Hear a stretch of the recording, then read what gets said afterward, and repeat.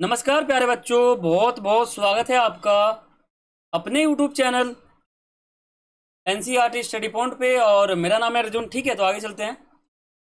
तो प्यारे बच्चों, आपको पता होगा कि हम अपना प्राचीन इतिहास जो हमारा था वो हम ख़त्म कर चुके हैं। हमने अपना दूसरा बुक स्टार्ट कर दिया था। इसका विषय सूची ये है। हमने पाँचों चैप्टर कर लिया। और ध्यान दो, जो हमारा छठा चैप्टर था इसका हमने 4 वीडियो कर लिया, यानी पार्ट 4 तक कर लिया। इस चैप्टर का हमारा लास्ट पार्ट है पार्ट 5। ये बहुत इंपॉर्टेंट और छोटा सा ही वीडियो हमारा, ठीक है, 10-12 मिनट का, ज़्यादा बड़ा नहीं है। मैं आपको बता दूं तो जो हमारा पहला पार्ट था वो मैंने आपको 23 मिनट में कराया, दूसरा 11 मिनट में, तीसरा 19 मिनट में, चौथा 43 मिनट में। तो ये जो हमारा मिनट है ना, ये ऐसा मत सोचो कि वीडियो लंबा है। मैं इतना वीडियो लंबा इसलिए बना रहा हूँ क्योंकि इससे छोटा बन ही नहीं सकता, क्योंकि चैप्टर इतना बड़ा है कि मैं आपको चाहूँ तो 10 मिनट में चैप्टर ख़त्म कभी भी नहीं करवा सकता। इसके अंदर बातें ही इतनी ज़्यादा हैं और एक्सप्लेन करने में समय तो लगता ही है, आपको पता होगा। तो आप ऐसा मत देखना कि ये जो चैप्टर है इसका वीडियो इतना ज़्यादा क्यों है या इतना लंबा वीडियो क्यों है। ऐसा आप सोचोगे तो आपका ही नुकसान है। आपका जो बोर्ड एग्जाम होगा उसमें आपके कम नंबर आएंगे। इसलिए मैं कहता हूँ आप वीडियो का समय मत देखो, आप वीडियो के चैप्टर को देखो और कैसे समझाया जा रहा है वो देखो, ठीक है। ये हमारा पार्ट 5 है। इस चैप्टर में हमारा लास्ट वीडियो ये है और इसमें हमारा जो चैप्टर है बिल्कुल समाप्त हो जाएगा। अब ये तो आप समझ चुके होंगे कि चैप्टर का जो नाम है ना, इसको तो आप बिल्कुल खा गए होगे। चैप्टर का नाम ध्यान से समझोगे ना, भक्ति सूफी परंपरा, इस चैप्टर का नाम तो आप समझ चुके होगे, अभी तक समझ गए। और धार्मिक विश्वासों में बदलाव क्या हुआ आप समझ गए। और श्रद्धा ग्रंथ कुछ लिखे गए थे, नालायरा दिव्य प्रबंधन वो लिखा गया था, ठीक है। करे काल अमैयार का वहाँ पे जिक्र दिख जाता है। तो ये कुछ ग्रंथ थे और समय सीमा 18वीं शताब्दी है, ठीक है। तो ये कुछ इसमें बातें थी जो आप समझ चुके हो। सब्सक्राइब आप कर लेना, वीडियो के नीचे आपको दिख रहा होगा। ग्रुप आप ज्वाइन कर लेना, नाम आपके सामने लिखा हुआ है। और आपने मुझे फॉलो नहीं किया इंस्टाग्राम पे तो आप कर सकते हो, यूजर नेम आप सभी के सामने लिखा हुआ है। कोई भी क्वेरी हो आप मुझसे वहाँ पे आके पर्सनली पूछ सकते हो, ठीक है। ये आपका सिलेबस है, आपके बोर्ड एग्जाम के अकॉर्डिंग आप वीडियो पॉज करके पढ़ सकते हो, ठीक है। और पांचवा चैप्टर मैंने आपको 3 वीडियो में कराया है, बहुत छोटा चैप्टर था। इन तीनों बुक का सबसे छोटा चैप्टर हमारा था यात्रियों के नजरिए। बहुत मामूली सा चैप्टर था वो, जो मैंने आपको करा दिया। टॉपिक देखो, टोटल हमारे 37 टॉपिक है। बहुत ही बड़ा हमारा चैप्टर है, बहुत बड़ा अध्याय हमारा है। इसको पढ़ाने में बहुत मेहनत लगता है। हम 29 से लेकर 37 तक के जो हमारे टॉपिक हैं वो आज के इस वीडियो पार्ट 5 में हम कवर कर लेंगे, ठीक है। पहले हम समझते हैं, देखो सिलसिला, यानी आपको चिश्ती को पता होगा ना, खानका क्या होता है, जहाँ सूफी संत रहते थे। सूफी संत भी 2 प्रकार से हो गए थे बाद में। एक था हमारा बेसरिया, दूसरा था बासरिया। बेसरिया हमारे नए थे, बासरिया पुराना था। इसका अपोजिट ये था, इसका अपोजिट ये था, ठीक है। तो अब हम बात करते हैं भाषा और संपर्क। ये हमारा टॉपिक है। आपके एनसीईआरटी बुक में आप देखोगे तो आपको दिख जाएगा ये, ठीक है। धार्मिक उपवान के आगे अगर आप देखोगे तो आपको ये देखने को मिल जाएगा, ठीक है। तो आप देख सकते हो बुक चेंज है। मेरे पास पुराना बुक है तो मैं आपको बता नहीं सकता पेज नंबर। वैसे आप नया बुक आया है, उसमें आपके 12 चैप्टर होंगे। अभी आप इतिहास का देखोगे तो 12 चैप्टर होंगे। पहले क्या था, पहले 15 चैप्टर हुआ करते थे, ठीक है। तो 12 चैप्टर हैं तो बहुत ईजी है। अब बात करते हैं, देखो भाषा और संपर्क। चिश्ती ने स्थानीय भाषा को अपनाया था। चिश्ती क्या है, तो चिश्ती एक जगह था, उसके नाम पर ही जो है एक मोहिनुद्दीन चिश्ती नामक एक मतलब व्यक्ति थे, ठीक है। उन्होंने जो है चिश्ती की स्थापना की थी, या चिश्ती नामक नाम जो है ना सिलसिला का रखा था। टॉपिक हमने समझ लिया था, चिश्ती और सिलसिला। दिल्ली में दो जो चिश्ती सिलसिले के लोग हिंदू भाषा में बात करते थे, मोहम्मद मलिक मोहम्मद जायसी। देखो, एक हमारे बहुत अच्छे कवि हैं जिनका नाम है मलिक मोहम्मद जायसी। इन्होंने पद्मावत की रचना की थी। आपको याद हो, जब मैंने आपको हिंदी साहित्य का एक टॉपिक पढ़ाया था, एक चैप्टर बारह मासा, तो बारह मासा के कवि हैं जिनका नाम है मलिक मोहम्मद जायसी। इन्होंने बारह मासा जो हमारा चैप्टर था वो लिखा था। और बारह मासा किसका अंश है, तो आप कहोगे पद्मावत का एक अंश है, जो बारह मासा आपके अंतरा भाग 2 हिंदी साहित्य के पुस्तक में डाला गया, अगर आप हिंदी साहित्य के स्टूडेंट हो तो, हिंदी इलेक्टिव के। तो हिंदी भाषा में बात करते थे। इसमें हम बहुत बड़े अच्छे और कवि का नाम ले सकते हैं, मलिक मोहम्मद जायसी। इन्होंने जो है पद्मावत की उसी समय रचना की थी, ठीक है। इनकी रचना इस समय एक इन्होंने रचना की थी। और इन्होंने चौथाई के राजा रत्नसेन और प्रेमिका नागमती के बीच में जो भी प्रेम है उसका वर्णन हमें बारह मासा या फिर पद्मावत जो हमारा बड़ा सा ग्रंथ है उसमें देखने को मिलता है। अगर इनका आप नाम पढ़ोगे तो आपको थोड़ा याद आया होगा कि हाँ अंतरा भाग 2 में ये था तो जरूर। बारह मासा हमारा एक चैप्टर था अंतरा भाग 2 में। बारह मासा जो चैप्टर है ना पूरा का पूरा किससे लिया गया है? आप कहोगे पद्मावत से लिया गया है। जिसे लिखा कौन है? मलिक मोहम्मद जायसी ने लिखा है। इसमें क्या जिक्र है? इसमें राजा रतन सेन एक और प्रेमिका एक नागमती। तो राजा रतन सेन जब अगर अलग हो जाते हैं नागमती से तो 12 महीने नागमती की क्या दशा होती है उसका वर्णन किया गया था हमारे 12 मासा चैप्टर में। चैप्टर का नाम है 12 मासा, यानी 12 महीने के अंतर या फिर उसके समय में, ठीक है, प्रेम का वर्णन देखने को मिलता है।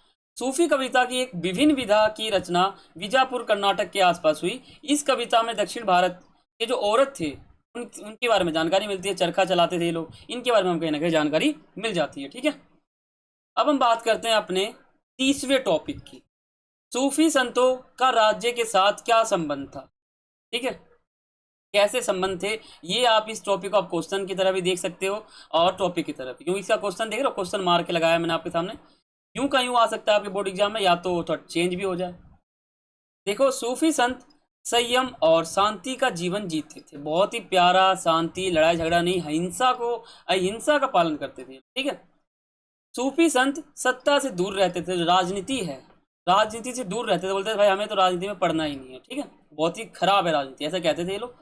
अगर किसी राज्य के राजा इन संतों से प्रेरित होकर कुछ दान देते थे, बोलते थे हाँ चलो अच्छा व्यक्ति है वैसे दान देना चाहिए, तो ये संत उन्हें उपहार देते थे। तो क्या करते थे जो सूफी संत है, वो इन उपहार को रख लेते थे, संजोगते नहीं थे, उपयोग करते थे, इस्तेमाल करते थे।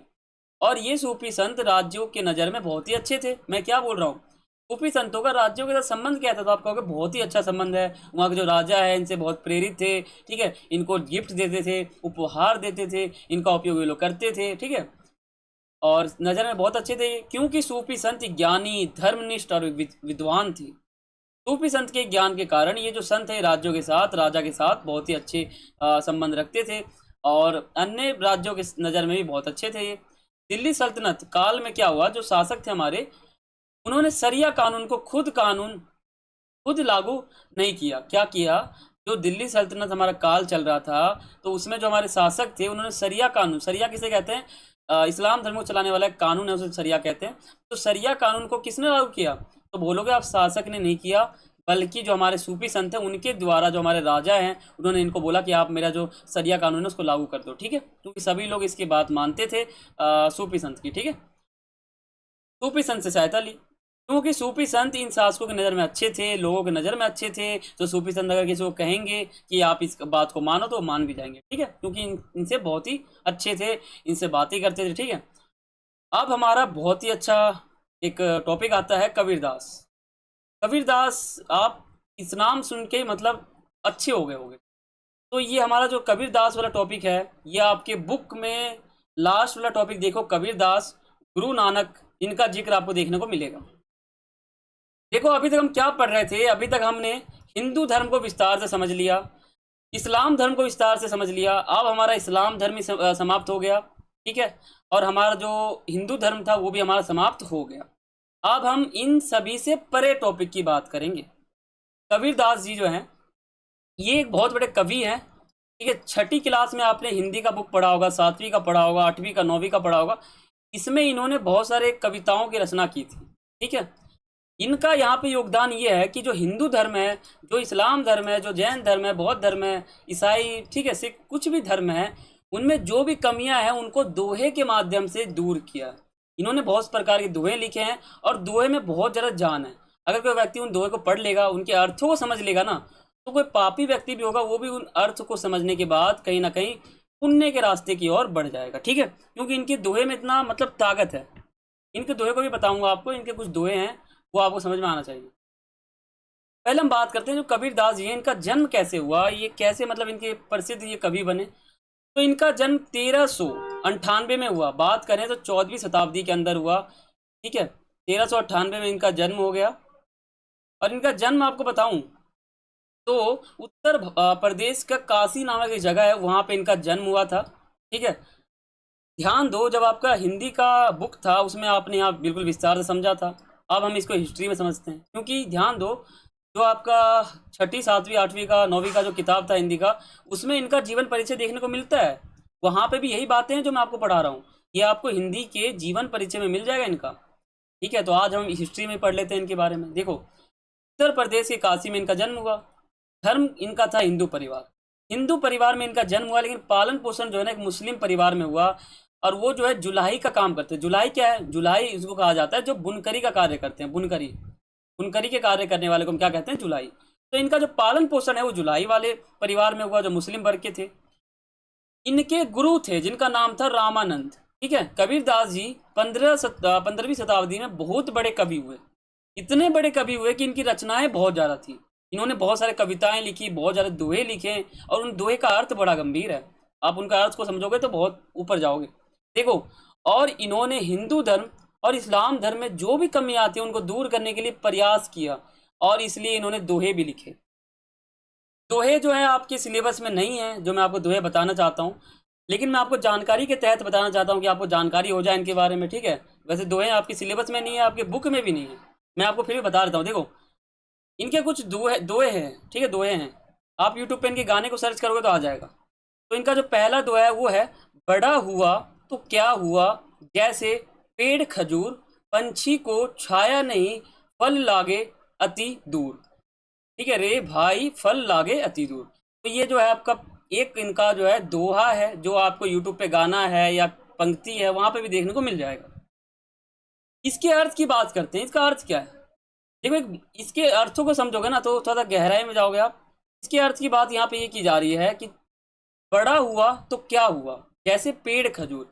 यहाँ बताते हैं कि बेशक पेड़ जो है ना, खजूर का जो पेड़ होता है कितना लंबा होता है, 20 फुट का, 40 फुट का, 50 फुट का होता है, लेकिन किसी भी व्यक्ति को छाया नहीं देता।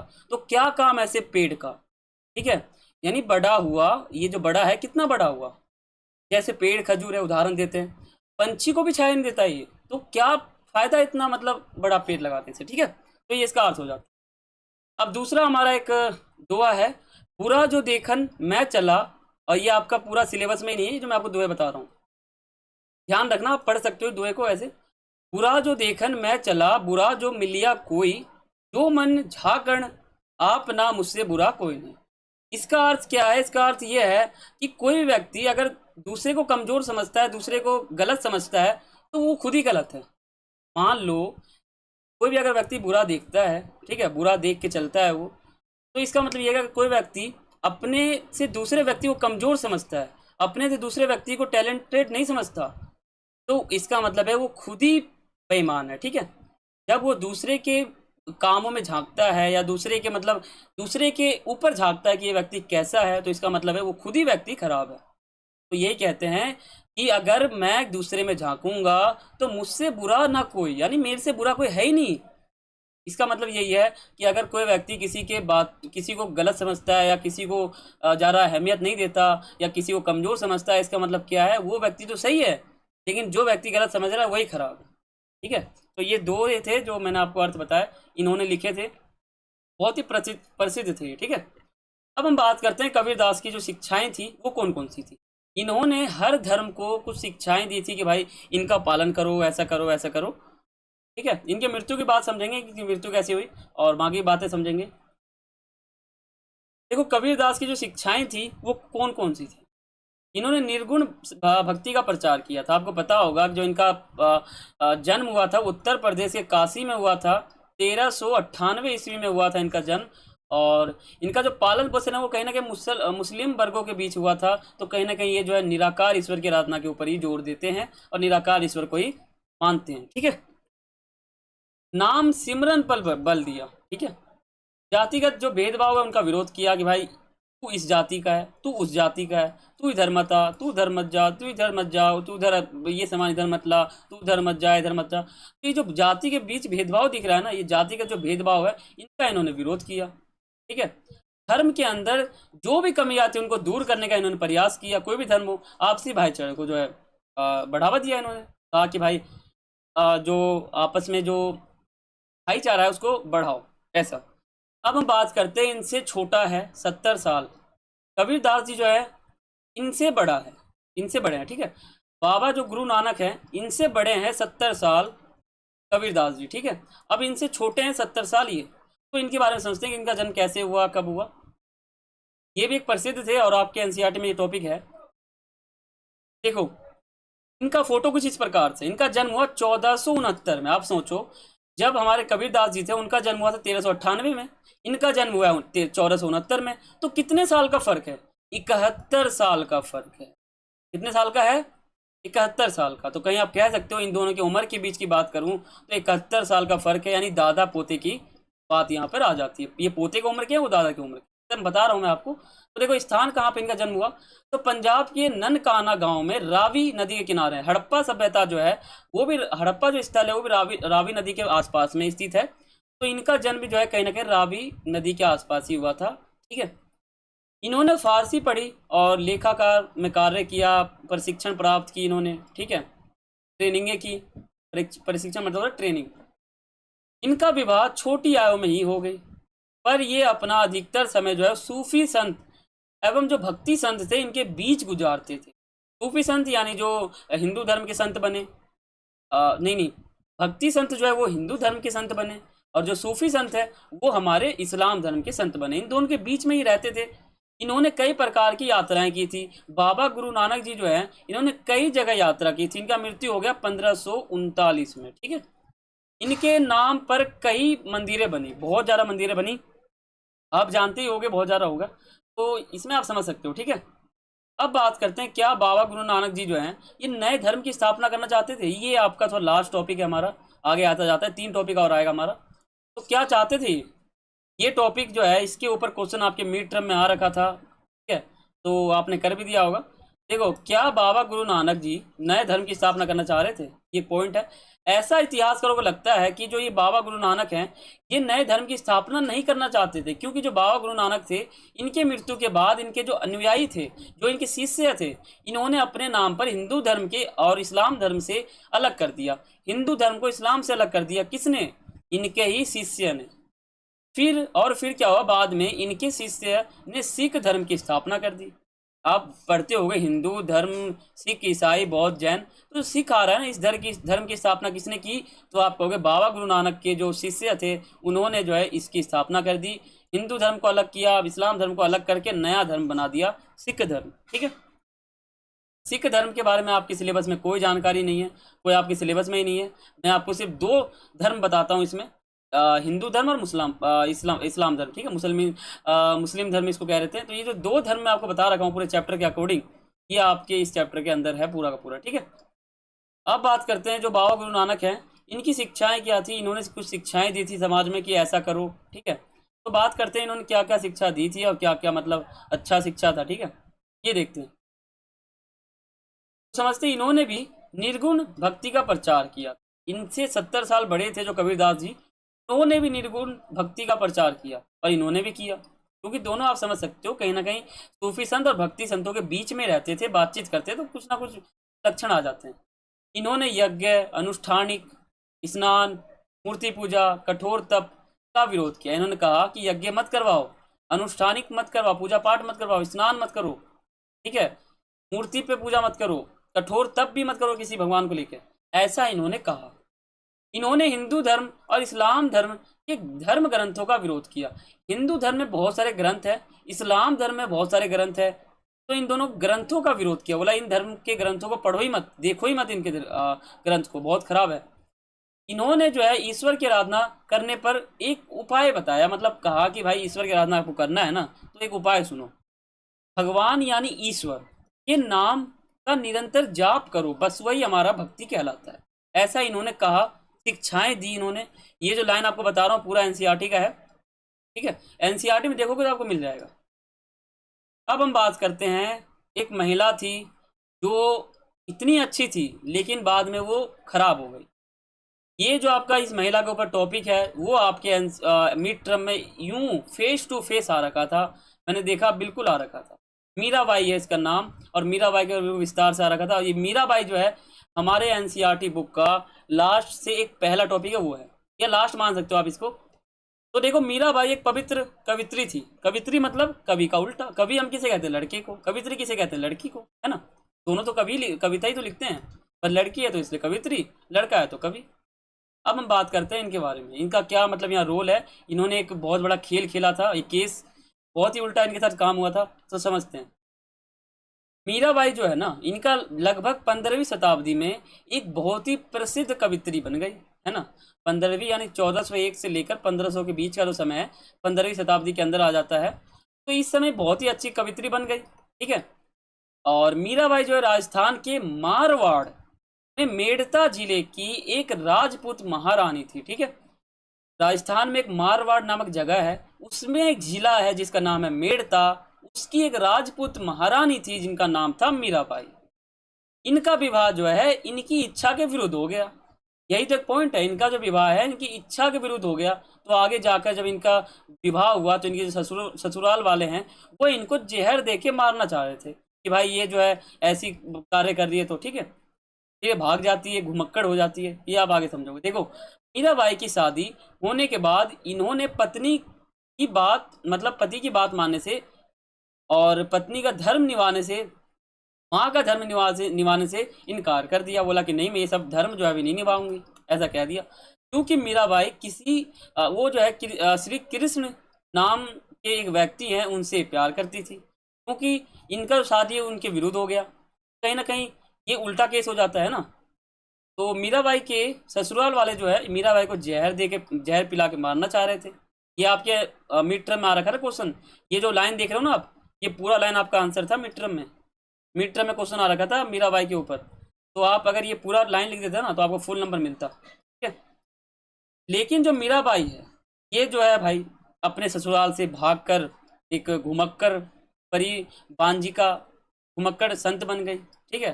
घुमक्कड़ हो गई कि ये किसी और से प्यार करती थी और शादी किसी और के साथ हो गया, फिर वहां से भाग गई, जहर पिलाने की बातें हुई। इन्होंने अपने दुखों को बताने के लिए कई ग्रंथों की रचना की थी। यहीं पे इनका जिंदगी जो है समाप्त हो जाता है ना। ये मीराबाई की एक तरह से मूर्ति है जो आपके एनसीईआरटी बुक में सबसे लास्ट में देखोगे तो ये आपको फोटो दिख जाएगा मीराबाई की, ठीक है। ये संत बन जाती है बाद में, लेकिन बहुत अच्छी कवित्री होती है। देखो, चैप्टर समाप्त हो चुका है, यहाँ पे आप मान सकते हो चैप्टर समाप्त हो चुका है। इसके बाद एक टॉपिक में अपने अपने मन से आपको बताता हूँ जो आपके एनसीईआरटी में नहीं मिलेगा। वो है धार्मिक इतिहास के प्रमुख स्रोत। ये आपके एनसीईआरटी में कहीं भी आपको टॉपिक नहीं मिलेगा। ये मैं अपने हिसाब से, अपने दिमाग के हिसाब से आपको बता रहा हूँ। ये आप नहीं भी पढ़ोगे तो काम चल जाएगा, लेकिन आप पढ़ लोगे ना तो, क्योंकि पूरा चैप्टर हमारे इसी के ऊपर चल रहा है।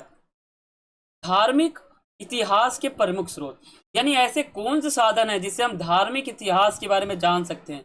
धार्मिक इतिहास, धर्म से जुड़ा हुआ कोई भी आज से पहले जो भी इतिहास रहा उनको हमें जानना है। तो क्या हमें कैसे जान सकते हैं, उन साधनों के बारे में समझते हैं। क्योंकि ध्यान दो, जो आपका चैप्टर है ये पूरा धर्म से ऊपर ही है, धर्म के ऊपर चल रहा था आपका चैप्टर।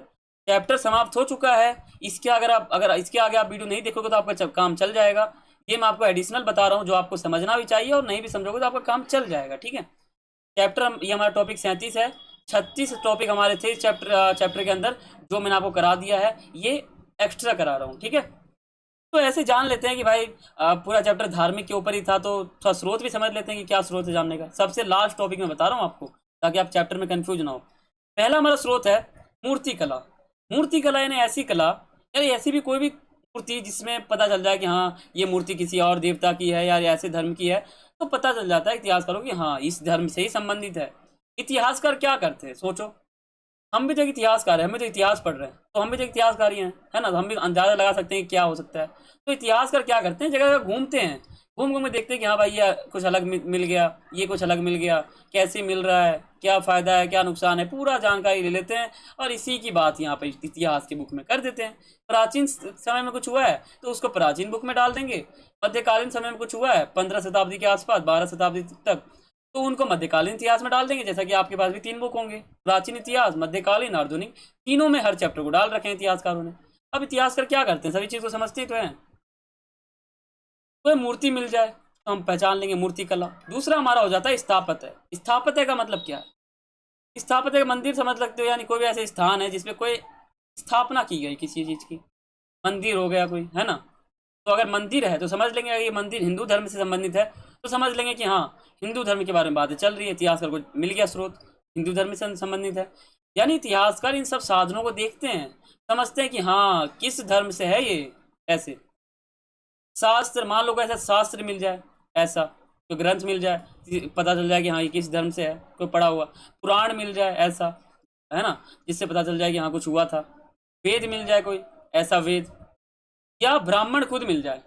अब ब्राह्मण खुद ही बता दे या फिर उसका मूर्ति मिल जाए हमें खुदाई के दौरान कहीं इधर उधर, तो अगर मिल गया तो समझ लेंगे हाँ ब्राह्मण कौन सा है, तो आप कहोगे हिंदू धर्म का। यानी क्या बात चल रही है यहाँ पर, हिंदू धर्म। ऐसे ही खोजते हैं, पता लगाते हैं, खुदाई करते हैं, खनन करते हैं, सोचते रहते हैं कि हाँ कुछ मिल जाए मिल जाए, तो ऐसे कुछ मिलते रहते हैं। ये प्रमुख स्रोत हैं जो इतिहासकारों को, किसी भी धार्मिक को इतिहास को जानने में अहम भूमिका निभाते हैं। ठीक है, चैप्टर खत्म हो चुका है, आशा करता हूँ समझ में आ गया होगा आपको। 5 वीडियो मैंने आपको कराया है बहुत आसान तरीके से। ठीक है, और वीडियो लंबे भी बन चुके हैं, लेकिन आप देख लेना, चौथा पार्ट हमारा जो था वो 43 मिनट का बना हुआ है और कुछ सेकंड का था, उसको आप देखना। और आशा करता हूँ आपने नोट्स बना लिए होंगे। नोट्स आपने बना लिया तो आप मुझे कमेंट करके बताना, सब्सक्राइब बेल आइकन पे क्लिक करना आप, और वीडियो लाइक तो बनता ही है। मैंने आपको 5-5 वीडियो में हर चीज़ बताया, पॉइंट टू पॉइंट बताया। जो आपके सिलेबस में नहीं था वो भी मैंने आपको नॉलेज के लिए बताया। जैसे मान लो अभी 37वां हमारा टॉपिक था स्रोत, ये आपके सिलेबस में नहीं था। कबीरदास जी के जो दुहे थे वो आपके सिलेबस में नहीं था, लेकिन मैंने आपको ऐसे नॉलेज के लिए बताया ताकि आपका दिमाग थोड़ा सा खुल सके। ठीक है, और वीडियो शेयर करें, अगर आप शेयर नहीं करोगे तो व्यू नहीं आएगा, है ना। और कमेंट करके आप ये बताना कि आपने नोट्स बनाया कि नहीं बनाया, आपको चैप्टर समझ में आ रहा है कि नहीं आ रहा। अगर आ रहा है तो बहुत अच्छी बात है, नहीं आ रहा तो क्यों नहीं आ रहा वो आप मुझे बताना। ठीक है, तो फिर अपने अगले चैप्टर में मिलते हैं जो है विजयनगर साम्राज्य, उसमें मिलते हैं। उस चैप्टर को मैं आपको बिल्कुल ईजी तरीके से कराऊंगा। तब तक के लिए सभी को थैंक्स फॉर वॉचिंग।